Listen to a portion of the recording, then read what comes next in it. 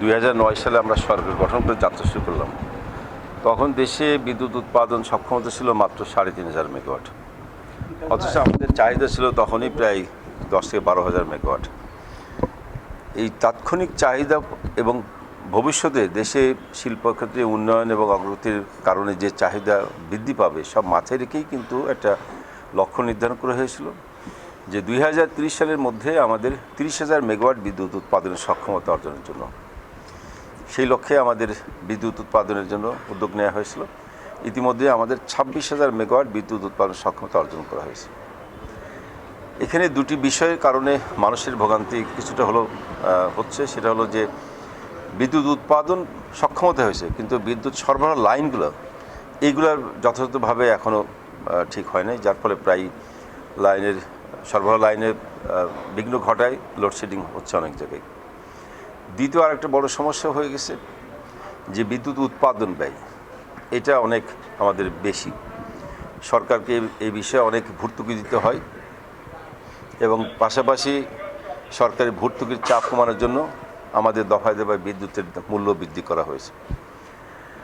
এটা সবাই জানে যে করোনাকালীন মহা দুর্যোগ এবং রাশিয়া ইউক্রেন যুদ্ধের কারণে আন্তর্জাতিক বাজারে অর্থনৈতিক মন্দা এবং তেলের উচ্চ মূল্য বৃদ্ধির কারণেই একমাত্র ওয়ালটন এসি দিচ্ছে 1 বছরের রিপ্লেসমেন্ট গ্যারান্টি এবং কম্প্রেসরের 10 বছরের গ্যারান্টি। বিদ্যুৎ উৎপাদন খরচ বৃদ্ধি পেয়েছিল, যার ফলে সরকার এখানে অনেক ভর্তুকি দিতে হয়েছে। এখন তেল একটা সহনীয় পর্যায়ে এসেছে। আমরা আশা করছি যে বিদ্যুতের মূল্য এটা সামঞ্জস্য করা হবে, অ্যাডজাস্ট করা হবে।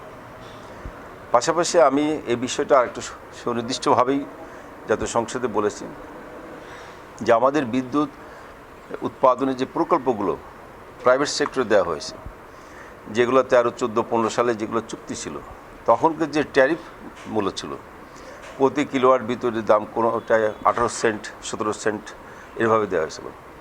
কিন্তু এখন দেখা যাচ্ছে যে নতুন বিদ্যুৎ প্রকল্প যেগুলো হচ্ছে সেগুলোর উৎপাদন খরচ হিসাবে আমাদের যে ট্যারিফ দেওয়া হচ্ছে সেটাতে 10 সেন্টের নিচে চলে আসছে। এই কারণে আমি এই প্রস্তাবনায় রেখেছি যে আমাদের প্রাইভেট সেক্টরের বিদ্যুৎ প্রকল্পগুলো যেগুলো আসে সেগুলো চুক্তির পুনঃমূল্যায়ন করা এবং ট্যারিফটাকে রিভিউ করা। ট্যারিফটাকে যদি আমরা কমিয়ে বর্তমান বাজার দর অনুযায়ী রাখতে পারি তাহলে আমাদের বিদ্যুৎ ক্রয়ের যে প্রাইভেট সেক্টরগুলো থেকে আমাদের ক্রয়ের মূল্যটা অনেক কমে যাবে এবং ভর্তুকিটাও আমাদের সরকারকে এখান থেকে আর অনেক কমে আসবে। গ্রাহকদের উপরে চাপও থাকবে না, তখন বিদ্যুতের মূল্যটা আরও সহনীয় পর্যায়ে অ্যাডজাস্ট করা সহজ হবে। আমি আশা করছি যে আমাদের সরকার এই বিষয়টা নিয়ে বিবেচনা করবে এবং বিদ্যুতের এই সমস্যাটা হয়তো আমরা এই বছরের মধ্যে একটা সহনীয় পর্যায়ে দেখতে পাবো। বেগম খালেদা জিয়া অসুস্থ অবস্থায় আসেন। আমরা গতকালকেও বলেছি যে আমরা সবাই চাই দেশের সকল মানুষই সুস্থ থাকুক। বেগম খালেদা একটা রাজনৈতিক দলের শীর্ষ নেতা, সেই হিসাবে তিনিও দ্রুত আরোগ্যমুক্ত হোক, সুস্থতা লাভ করুক, সেটা আমরা চাই, আমরা প্রত্যাশা করি। কিন্তু বেগম খালেদার বিরুদ্ধে মিথ্যা মামলা দিয়ে আটক রাখা হয়েছে, এই ধরনের বক্তব্যটা মোটেই গ্রহণযোগ্য নয়। এটা বিএনপির চরম মিথ্যাচার একটা অংশ। কারণ আপনারা জানেন যে বেগম খালেদার বিরুদ্ধে মামলার যেটা হয়েছিল সেটা 2007 সালে তত্ত্বাবধায়ক সরকার সময় হয়েছে এবং সেই মামলায় পরবর্তীতে বিএনপির শীর্ষ পর্যায়ের আইনজীবীরা তারা আদালতে বেগম খালেদাকে নির্দোষ প্রমাণ করতে ব্যর্থ হয়েছে, যার ফলে আদালত তথ্য প্রমাণের ভিত্তিতেই তাকে দণ্ড দিয়েছিলেন। তো এটা আদালত কর্তৃক দণ্ডপ্রাপ্ত।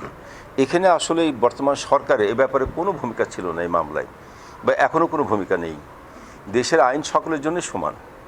সেই বিবেচনায় যে বেগম খালেদা দণ্ডপ্রাপ্ত হিসাবে তিনি কারাগারে ছিলেন, সেই ক্ষেত্রে মাননীয় প্রধানমন্ত্রী শেখ হাসিনার উনার দোয়ায় বা উনার মানবতায় বেগম খালেদা জিয়া উনি কারাগার না থেকে এখন উনি বাসভবন থেকে চিকিৎসা নিচ্ছেন, যেটা বাংলাদেশে কেন পৃথিবীর এরকম বিরল নজির এটা দেখতে পারবে না।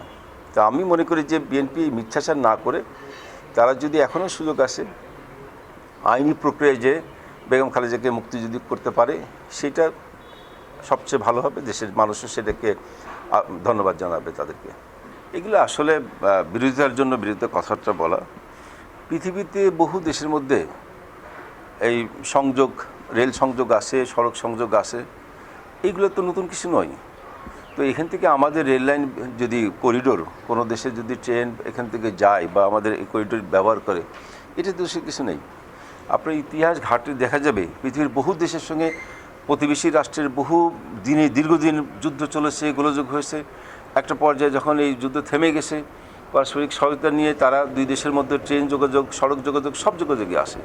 আমরা যদি দেখি যে আমাদের ফ্রান্স এবং স্পেনের এই যোগাযোগ আছে, আমাদের পৃথিবীর ইউরোপের অনেক দেশের সঙ্গে, জার্মানির সঙ্গে বহু দেশের যোগাযোগ ছিল, এখন সেসব দেশেতে অবাধ ট্রেন যোগাযোগ, সড়ক যোগাযোগ সবই আছে। এটা তো এখন যত বিশ্ব এগিয়ে যাচ্ছে, একটা বিশ্ব এগিয়ে যাওয়ার জন্য দেশের একটা অর্থনীতির অগ্রগতির মূল জায়গা হচ্ছে প্রথমে সেটা হলো যোগাযোগ ব্যবস্থার আধুনিকরণ, উন্নতকরণ। যোগাযোগ ব্যবস্থা যদি না থাকে, কানেক্টিভিটি যদি ভালো না থাকে, তাহলে সেই দেশের অর্থনীতি কখনো সেই মানসম্মত পর্যায়ে যেতে পারবে না। তো যোগাযোগ ব্যবস্থা উন্নত করার জন্য এবং প্রতিবেশী রাষ্ট্রসহ পারস্পরিক সহযোগিতা নিয়ে আমরা সকলে এগিয়ে যাবে, এটাই সকলের প্রত্যাশা হওয়া উচিত। এই যোগাযোগ ব্যবস্থা আধুনিকরণের ক্ষেত্রে এই শুধুমাত্র বিরোধীদের জন্য বিরোধী বক্তব্য দিয়ে বিএনপি নিজেরা হয়তো তাদের তৃপ্তি লাভ করতে পারে বা কিছু লোকের বাহবা করাতে পারে, কিন্তু এটার জন্য রাষ্ট্র বা দেশের কোনো কল্যাণ বয়ে আনার মতো কোনো কথাবার্তা নয়। কেউই মানে সামাজিকভাবে কেউ কারোর উপরে হামলা করুক, কেউ মারামারি করুক, খুনাখুনি করুক, এটা আমি কখনো সমর্থন করি না। আমি যদি লক্ষ্য করা যায় যে আমাদের কুষ্টিয়াতে আমি এই গত কয়েক বছর ধরে চেষ্টা করেছি আপনার সামাজিক দ্বন্দ্ব, সামাজিক গোলযোগ মেটানোর জন্য। এই কুষ্টিয়া একসময় হত্যা সন্ত্রাসের জায়গা ছিল, সেটার থেকে আজকে যে এই যে একটা শান্তিপূর্ণ অবস্থানে এসেছে, এটার আমার একটা ওখানে ভালো একটা উদ্যোগ ছিল, আমি চেয়েছি। আর সমাজের যে মানুষগুলো আসেন, এর মধ্যে কেউ ডাক্তার আছেন, কেউ ইঞ্জিনিয়ার আছেন, কেউ ব্যবসায়ী আছেন, কেউ সাংবাদিকও থাকতে পারেন। এখন সামাজিকভাবে তাদের কোনো গোলযোগের কারণে কেউ যদি কারো আঘাতপ্রাপ্ত হয়, সেটাকে ভিন্নভাবে দেখার তো কোনো সুযোগ নেই। এখানে আইন তো আছে, আইন সকলের জন্য সমান। যখনই ঘটনা শুনেছি আমি সঙ্গে সঙ্গে এসপি সাহেবকে বলেছিলাম যে এই ঘটনার সঙ্গে যারাই জড়িত তাদেরকে বিরুদ্ধে আইনগত ব্যবস্থা নেওয়ার জন্য। তাৎক্ষণিকভাবেই সাংবাদিক প্রহারের অভিযোগে অভিযুক্ত দুইজন আসামিকে তাৎক্ষণিকভাবে গ্রেপ্তার করা হয়েছিল এবং বাকিগুলোকে গ্রেপ্তারের চেষ্টা চলতেছে।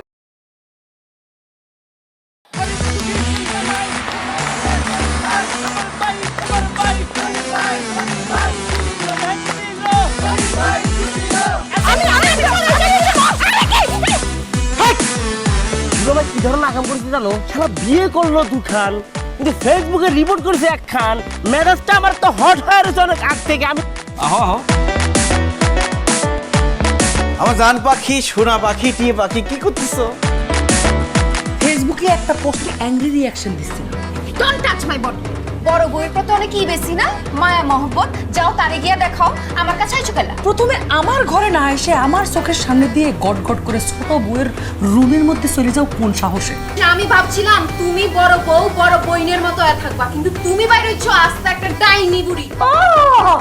আমি সাক্ষাৎ যাই না, তুমি শোনা না বাকি। চুপ করো।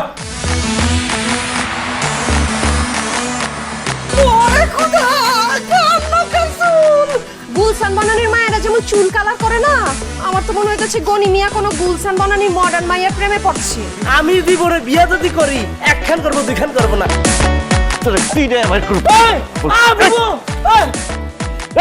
আরে কি করতেছ? আরে বাইরে করতে বাইরো, যা কইছি শুনো, গড়তে বাইরো। তুমি কি করতেছো তুমি? কোথায় যাচ্ছ স্বামী আমার?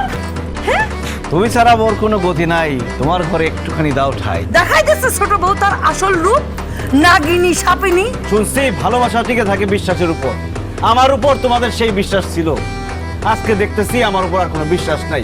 যেহেতু বিশ্বাস নাই, তোমাদের সাথে থাকার কোনো ইচ্ছা আমার নাই।